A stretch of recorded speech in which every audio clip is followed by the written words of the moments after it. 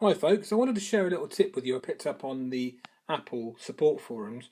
This is an Apple 2003 model A1016 Bluetooth wireless keyboard. It's a lovely, beautiful, strong keyboard made by Apple, which was first released in 2003. This keyboard originally came with four AA batteries, a 4 AA battery version. Apparently it was later re-released with a 2 battery AA version. Anyway, what happens with these battery compartments is you'll see there's a little, you can see there, little positive battery terminal. There's one per compartment on this model. There's one there, and the previous one I just showed you. Now, as you can see, on the tip of the metal dome, which is the positive terminal, it's become very black and sort of dirty because obviously the batteries are sitting in the, zoom out a bit, sitting in the battery compartment, and over time, obviously from vibration and movement, the batteries will rotate and rotate. Now, because there's such a small amount of surface area making contact with the positive terminal of the battery and the actual positive dome inside the keyboard, it's going to cause some wear. Now, excuse me. Now, on the Apple support forums, there's pages and pages and pages of people saying, I've got the same problem. My keyboard's just stopped working. So what the solution is, an extremely simple solution that someone, I don't know who, thought up. You get a piece of silver foil, a strip. I used a strip about 0.75 centimetres, 3/4 of a centimetre in width, and about 3 inches in length. And I rolled it up tight into a little tube, and then folded it in half. So you've got 2 little wads of silver foil. And then what you do, you get the wad. Let me get this camera in place so I don't drop it. This is quite tricky to do one-handed. Right, so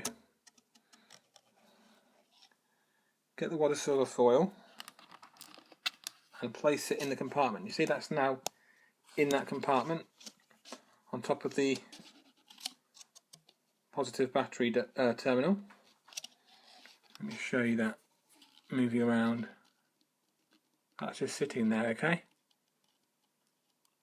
So what happens? What's happening there is, because there's a soft piece of silver foil inside there, once I put the batteries in, the positive terminal of the battery is going to squash into that foil and mould it into the whole dome.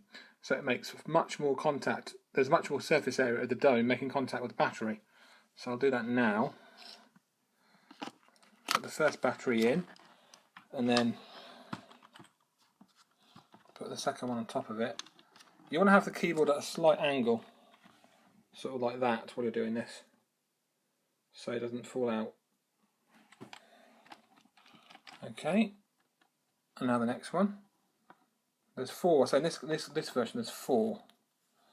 So get the other one at an angle, push against the spring first, then put it in. Same again.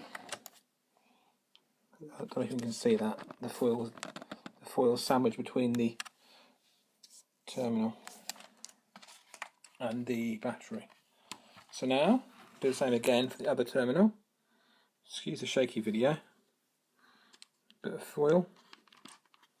So it's a little wad of foil. It's not just one single wafer, it's actually a wad which I made from that strip. Same again. First battery, positive side down, smack on top of the foil. You see that there? You just, oops, dropped it. Try again. Let's see if you can see that. Yeah, you can see that foil in there, and then that lands on top of it. And then the same with the other battery. You just put the spring end in first, slide it in. That's done. And the other one just fell out because I dropped the keyboard, almost dropped the keyboard. So I'll just put that back in place again. There's the foil. Lift the battery out. Excuse the shakiness of this I'm trying to do this job efficiently with one hand. It's not the easiest thing to do. Okay, so just grab the camera, put the foil back into place. So that's now there again. Put the batteries back in. 1, 2, spring side first, and then, that's better. They're all in place. Get the cover. This is the locking cover.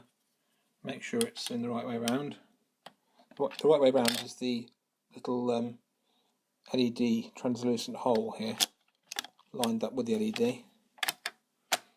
Put that in.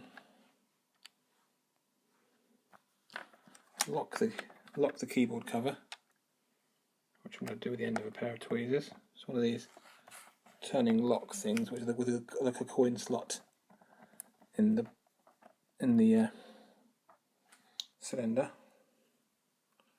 Same the other side. Lock it up and switch it on. This little green LED should now come on. You can't see it because the light's on, so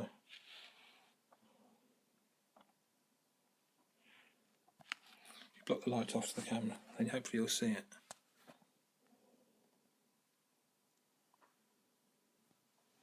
Might stop flashing.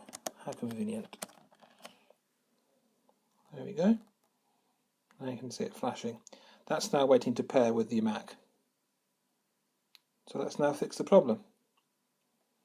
So that's how to fix a first generation Apple wireless keyboard with the dead problem. There we go.